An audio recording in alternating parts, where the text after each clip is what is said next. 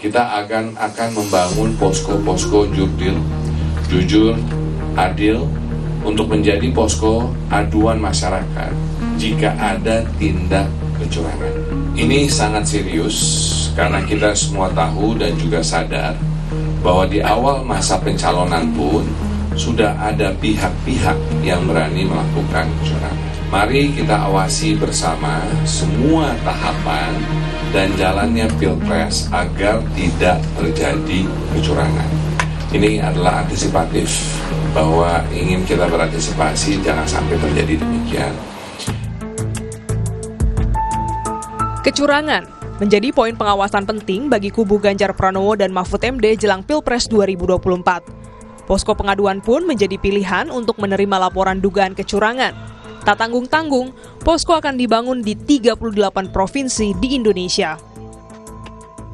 Isu kecurangan memang menguat jelang Pilpres 2024. Bahkan, Ketua Umum PDIP, Megawati Soekarno Putri membahas khusus soal ini dalam pidatonya.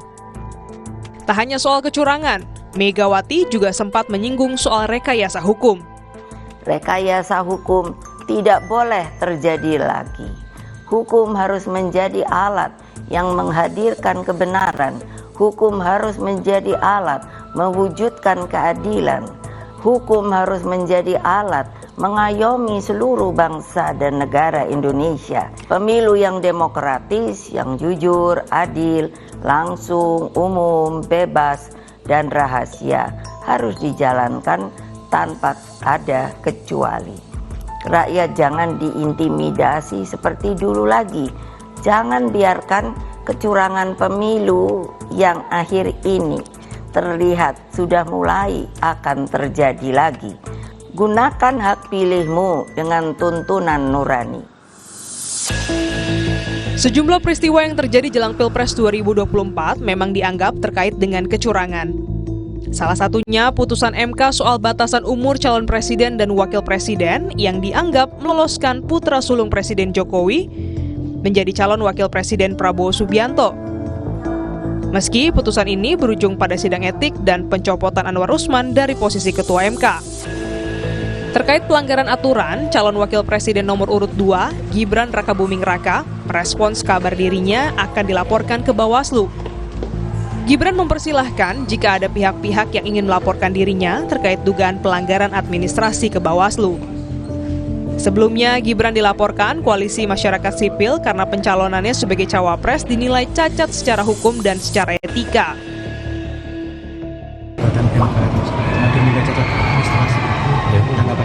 Dia mau silakan. Kemarin aku ditunggu. Lalu, pengawasan seperti apa yang diperlukan agar pemilu bisa berjalan jujur, adil, dan bebas dari kecurangan? Tim Liputan, Kompas TV.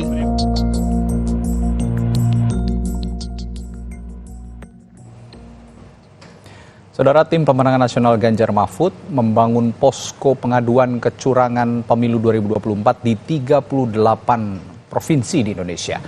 Pembangunan posko dianggap penting untuk mencegah kecurangan yang dinilai mulai terlihat. Nah, kita akan bahas soal pentingnya pendirian posko pengaduan dan bagaimana memastikan pemilu ini bisa berjalan jujur dan juga adil. Ada sejumlah narasumber yang sudah bergabung melalui sambungan Zoom.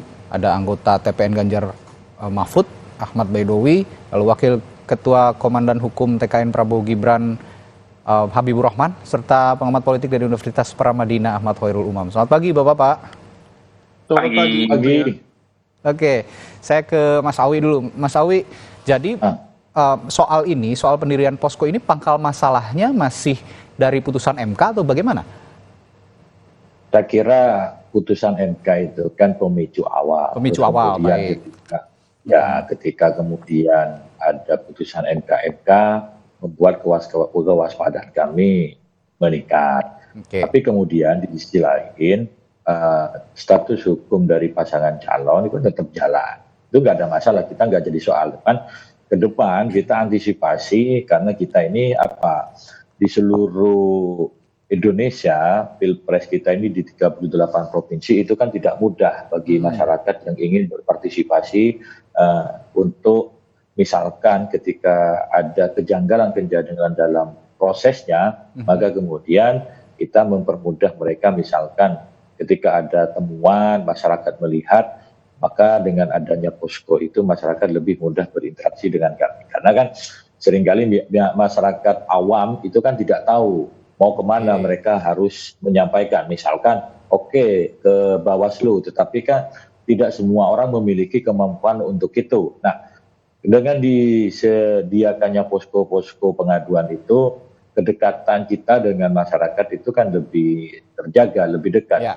Kami ingat ketika dulu pada tahun 99 pemilu awal reformasi, waktu itu dibentuk posko rakyat, posko gotong royong, semua partai politik waktu itu euforia membangun posko-posko dan masyarakat lebih terbuka, lebih rileks, lebih dekat ketika datang ke posko dibanding datang ke kantor partai. Itu salah satu yang menjadi dasar kenapa kami membentuk posko-posko supaya memudahkan masyarakat melakukan koordinasi, mereka datang secara sukarela ketika menemukan hal-hal yang menurut mereka tidak sesuai dengan ketentuan perundang-undangan. Terus terang saja kalau kami hanya mengandalkan tim pemenangan sangat terbatas, makanya kemudian dengan gotong royong melibatkan masyarakat, maka spektrumnya lebih luas sehingga partisipasi publik itu lebih banyak dalam pengawalan proses demokrasi ini. Baik. Ini berarti salah satu alasan kenapa tim ses Ganjar Mahfud memilih posko sebagai cara pencegahan untuk kecurangan pemilu supaya publik lebih nyaman begitu ya melaporkan jika memang ada kecurangan-kecurangan yang terdeteksi oleh masyarakat langsung.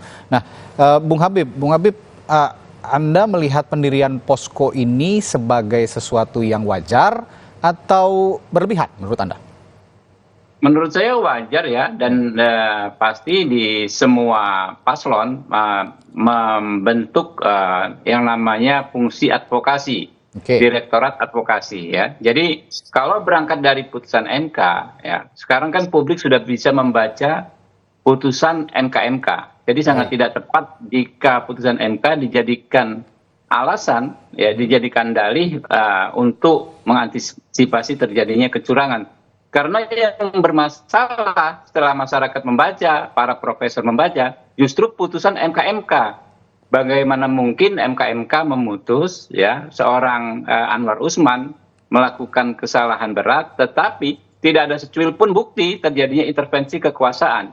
Jadi sudah gugur. Kalau soal sikap berhukum yang disebut dengan jurisprudensi ya, mengimplementasikan dan menjalankan jurisprudensi pengesampingan azas benturan kepentingan itu kan sudah terjadi sejak zaman orang yang menjatuhkan sanksi sendiri yaitu Pak Jimli Asidiki. Jadi yang ada masalah moral justru putusan MK kalau menurut saya.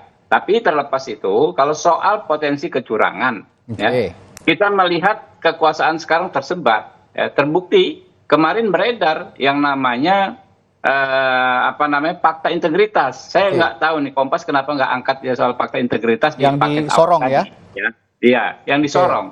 Ya, bagaimana mungkin seorang pejabat bupati ya diduga diminta memenangkan salah satu pasangan calon. Ya, itu kan bukti yang sampai saat ini belum secara substantif dibantah bahkan oleh Pak Menko Polhukam yang notabene juga cawapresnya Pak Ganjar. Lalu terbukti kemarin, Mas, di Majalengka ada seorang ketua DPC PDI Perjuangan yang saat itu juga adalah bupati melanggar, ya, yang diputus Bawaslu kemarin melakukan pelanggaran. Sudah ada putusannya. Jadi memang ini potensi pelanggaran ya bisa terjadi di mana-mana dan kita tentu mengantisipasi. Kalau soal pencopotan baliho, ya. Kalau semua orang yang ikut dalam berproses kepemiluan pasti paham sekali. Banyak sekali variabel penyebab dicopotnya baliho. Seperti di Jakarta Timur ya. Semua baliho banyak sekali ya, belasan bahkan puluhan balihonya Pak Prabowo ya dengan saya dicopot. Walaupun sudah dipasang di samping baliho capres lain. Jadi yang punya kami dicopot, yang punya capres lain tidak dicopot. Itu ada ajakan atau tidak? Ada ajakan untuk memilih atau tidak, Bung Habib? Iya semua, macam-macam isinya. Enggak, kalau saya malah ini pemilu damai kan, tulisannya ya, pemilu damai. Tidak ada gitu loh. Pajakan untuk mewujudkan pemilu damai. Kalau Anda cek baliho di Jakarta Timur kan begitu. Ya. Tapi yang dicopot itu yang justru nggak ada ajakan pemilih. Yang ada ajakan memilih dari koalisi lain, capres lain, tidak dicopot, meneng-meneng baik istilahnya. Ini ya. Nah, kita lebih memilih daripada kita melakukan tuduhan yang belum tentu terbukti. Kami menempuh proses hukum. Misalnya begini. Dicopot infonya Satpol PP, ya kami laporkan ya ke atasannya. Ini gimana? Menurut kami kan ini bukan kampanye, tidak berisi ajakan, cuma seruan untuk pemilu damai. Tapi kenapa yang kami dicopot dan yang jelas-jelas ajakan untuk mencoblos tidak dicopot? Nah itu dia. Tapi kan pasti variabelnya macam-macam. Misalnya ketidakpahaman Satpol PP, ya kan? Mungkin aja pihak-pihak lain yang mencopot. Nah itu yang ingin kami kedepankan. Kita disediakan fasilitas oleh negara untuk menyelesaikan persoalan seperti ini. Ada Bawaslu, ada KPU. KPU diawasi oleh Bawaslu. KPU Bawaslu diawasi oleh DKPP, ya kan. Kemudian juga ada sentra Gakumdu, penegakan hukum terpadu, ya. Banyak sekali perangkat untuk penyelesaian masalah-masalah dugaan pelanggaran ini. Baik, begini, saya akan tanya ke Mas Umam. Ini sepertinya ada dua saluran yang berbeda begitu, dua saluran atau dua perspektif yang berbeda. Ada pelanggaran, ada kecurangan. Nah, saya minta pendapat dari Mas Umam. Ini apakah memang berbeda konteksnya pelanggaran dan kecurangan? Kalau pelanggaran kan yang merugikan, dianggap merugikan tadi ada yang kampanye belum waktunya. Nah, bagaimana Anda melihat ini? Ya, kalau misal terkait dengan konteks pelanggaran, saya pikir di Undang-Undang Pemilu sudah cukup clear ya. Undang-Undang Nomor 7 tahun 2017. Ada cukup banyak beberapa jenis pidana, kalau misal dikategorikan pidana dalam konteks kepemiluan, mulai dari keterangan palsu dalam konteks kepesertaan pemilu, kemudian terkait dengan mengacau atau menghalangi atau mengganggu kampanye, kemudian kampanye di luar jadwal, kemudian larangan kampanye yang juga cukup banyak terkait dengan hasutan, kemudian mempersoalkan dasar negara dan lain sebagainya. Nah, di dalam konteks itu saya pikir sudah cukup clear dan masing-masing bisa bermain dan menjadi watchdog bagi satu sama yang lain. Tetapi kalau misal bicara terkait dengan konteks kecurangan, kecurangan itu adalah sebuah praktik yang dilakukan secara tidak vulgar, tetapi kemudian dilakukan dengan cara-cara yang barangkali terstruktur, sistematis, tetapi tidak ditunjukkan di hadapan publik. Nah, terkait dengan hal itu, memang kecurangan ini yang kemudian berpotensi memunculkan dispute, memunculkan perselisihan yang justru bukan hanya pada level elit, tetapi pada level di akar rumput yang seringkali memicu konflik dan juga benturan antara kekuatan.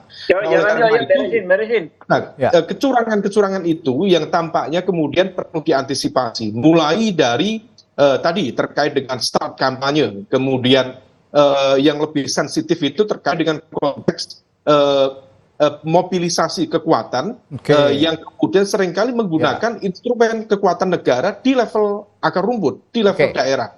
Nah, itu yang kemudian seringkali memunculkan jealousy, memunculkan kecemburuan antara satu kontestan dengan kontestan yang lain. Nah, oleh karena itu, apa yang menjadi kekhawatiran dari teman-teman di PDIP, termasuk teman-teman dari P3, Mas Awi Wa'alaihi Wasabi Ajmain, dan teman-temannya, itu menjadi cukup relevan. Karena bagaimanapun juga kalau misal kemudian apa yang terjadi di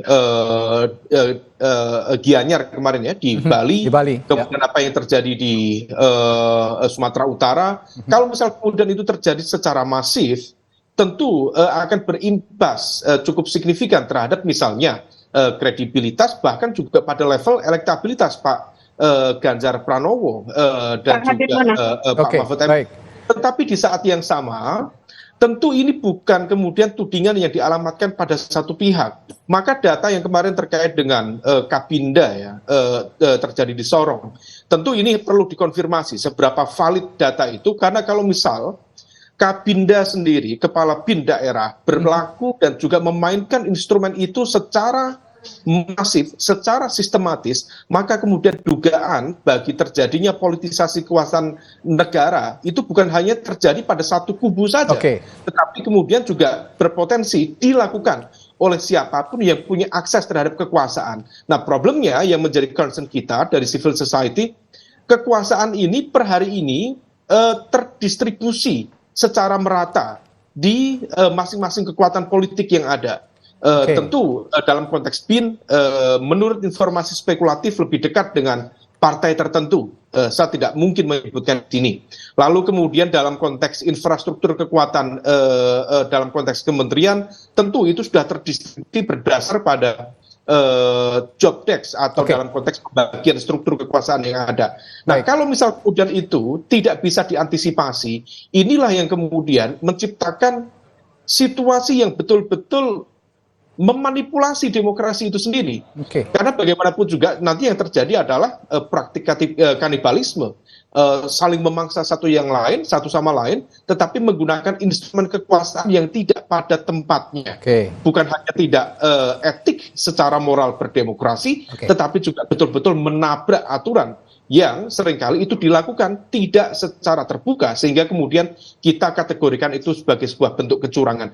Oleh karena itu, dugaan-dugaan kecurangan itu tampaknya tidak hanya dialamatkan pada satu pihak, tetapi juga elemen-elemen yang berpotensi memiliki akses langsung terhadap kekuasaan itu sendiri. Ya, saya kembali ke Mas Awi, dan saya rasa juga Mas Umam tadi sepakat bahwa kecurangan dan pelanggaran itu dua hal yang berbeda. Taraf kadarnya begitu itu lebih tinggi sepertinya untuk kecurangan, karena agak sulit ya melihat atau mendeteksi kecurangan-kecurangan ini, apalagi tadi soal mobilisasi aparat atau mobilisasi pejabat negara, ini yang juga harus kita awasi bersama atau kita kawal bersama. Nah, saya balik ke Mas Awi. Mas Awi, kemarin Mas Ganjar Pranowo, capres Anda, juga sempat bilang bahwa saat ini tim Satgas, ya ada Satgas khusus begitu ya untuk mendeteksi kecurangan-kecurangan itu, untuk kemudian nanti dianalisis begitu apakah ini bentuk kecurangan yang fatal atau tidak, dan akan juga mengumpulkan bukti-bukti serta data-data yang terkait soal kecurangan itu. Seberapa masif sebenarnya laporan kecurangan pemilu yang masuk ke tim Anda, dan apa kanalnya, di mana untuk menyalurkan laporan ini? Apakah ke Bawaslu atau apa langsung saja diumumkan kepada publik atau seperti apa? Ya, banyak laporan-laporan yang masuk ke TPN, maka kemudian mereka kan banyak yang tidak punya akses secara langsung. Maka kemudian kita menginisiasi untuk membentuk posko-posko pengaduan di provinsi dan kabupaten kota. Tentu segala sesuatu terkait dengan kecurangan pemilu, dugaan pelanggaran pemilu, ya kita sampaikan ke pihak yang berwenang, yakni ada Badan Pengawas Pemilu. Kalau kemudian ada unsur, kemudian itu biasanya ditindaklanjuti dengan unsur ada tidaknya dugaan tindak pidana pemilu yang akan ditindaklanjuti dengan penegakan sentra hukum pemilu atau Gakumdu. Namun demikian, kita poinnya adalah ingin melibatkan partisipasi publik yang luas terkait dengan pengawasan kepemiluan kita, khususnya untuk mengantisipasi kecurangan dan pemanfaatan jabatan untuk kemenangan pihak-pihak tertentu. Kita tidak sedang menuduh pihak-pihak tertentu, tapi setidaknya begini, hampir lebih dari separuh di Indonesia ini, Mas, jabatan kepala daerah dijabat oleh penjabat kepala daerah. Yang hal itu ditunjuk langsung oleh pemerintah pusat. Nah, kami harapkan pemerintah pusat, dalam hal ini Mendagri, dalam hal ini Presiden, itu tetap menggunakan kekuasaannya secara proporsional. Artinya apa? Berdiri di atas semua golongan. Komitmen yang disampaikan Presiden Jokowi di hadapan para calon presiden, itu kami tetap pegang teguh, dan itu kita harapkan tetap dilakukan secara proporsional, artinya berdiri di atas semua kepentingan bangsa. Nah, ini yang harus dijawab. Misalkan tadi Mas Umam menyitir terkait dengan bagaimana perusakan penurunan alat peraga Ganjar Mahfud di Gianyar ternyata diperintahkan oleh seorang pejabat kepala daerah. Ketika misalkan Pak Jokowi mau hadir ke sana. Pada sisi yang lain, ketika Presiden Jokowi hadir ke Mentawai, Sumatera Barat, di situ alat peraga pasangan yang lain dengan salah satu anggota DPR dibiarkan begitu saja. Nah, ini kan dari situ udah kelihatan publik akan menilai. Nah, jangan sampai hal terjadi seperti itu. Kalaupun kemudian ada dugaan-dugaan yang misalkan mengarah ada fakta integritas, ya silakan aja diusut. Kita yang belum tentu ke validitas datanya seperti apa. Termasuk ketika misalkan kemarin ada oknum Satpol PP yang menurunkan APS alat peraga sosialisasi dari Ganjar Mahfud di Pematang Siantar menjelang kedatangan Pak Ganjar, itu jelas pakai atributnya kepala daerahnya siapa. Nah, kemudian ya kita lanjutkan ke pihak yang berwenang. Sekali lagi, adanya posko-posko pengaduan itu bukan berarti ketidakpercayaan kepada pihak yang berwajib, dalam hal ini Bawaslu ataupun kepolisian, tetapi lebih membantu mengadvokasi tim-tim kami di lapangan, masyarakat yang ingin berpartisipasi itu bisa lebih mudah aksesnya. Tentu kita akan melakukan advokasi kepada mereka. Ya, ngomong-ngomong soal komitmen Jokowi yang disinggung Mas Awi tadi, Presiden Jokowi selain di hadapan para capres, sebenarnya juga ada komitmen dengan para kepala daerah. Beliau juga sempat mengumpulkan para kepala daerah untuk menginstruksikan, juga mengingatkan untuk tetap netral atau tetap tidak memihak kepada salah satu calon secara belak-belakan begitu ya. Tapi yang ini saya tanyakan nanti juga, setiap kepala daerah ini kan sekarang ini pemerintahan di daerah ini punya otoritas sendiri, namanya juga otonomi daerah begitu. Mereka juga bisa memobilisasi masyarakatnya atau warganya masing-masing di setiap daerah. Jadi sebenarnya tidak ada kekhawatiran khusus jika memang ada pergerakan langsung dari pemerintah pusat untuk mengerahkan masyarakat di daerah. Nah, saya akan tanyakan ke Bung Habib nanti setelah jeda.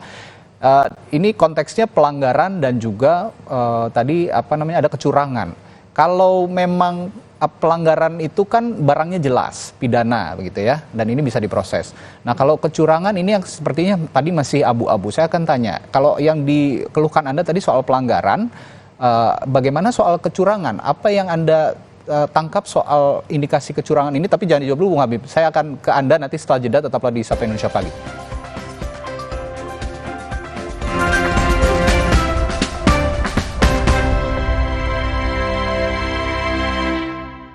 Kirain pot, taunya Fresh Care Smash yang lagi viral. Fresh Care Smash 4-in-1, tren baru. Double inhalernya unik, nonjok segernya. Bisa buat ngerok, sampai pijit. Keren dan stylish. Fresh Care Smash, ekspresikan gayamu. Inovasi baru dari Hotin. Hotin Go, oles, go. Roll on, go. Pijat, go.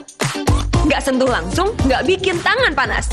Hotin Go, hotnya in, langsung go. Galon Le Mineral 100% bebas BPA, aman untuk anak dan keluarga. Ciri galon bebas BPA, bening transparan, ditandai kode segitiga nomor 1.